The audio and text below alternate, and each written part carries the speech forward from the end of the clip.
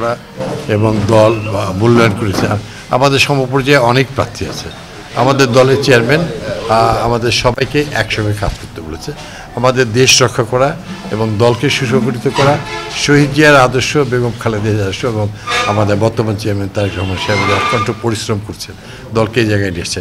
ইনশাল্লাহ আমরা সবাই ভালো করব, ফল আমাদের কামিয়াবি হবে এবং সমস্ত প্রশংসায় মহান সৃষ্টিকর্তা আল্লাহ এবং দল আমাদেরকে যে নেতৃত্ব সম্মান দিয়েছে, আমরা সবাই একসঙ্গে মিলে ধানের শীষের পক্ষে কাজ করব এবং ধানের শীষ অতীতে এই সিট 1,76,000 ভোট পেয়ে বাংলাদেশে তৃতীয় সর্বোচ্চ ভোট ধানের শীষ জয়লাভ করেছিল এবং বারবার মেয়র ইলেকশনে জয়লাভ করেছে।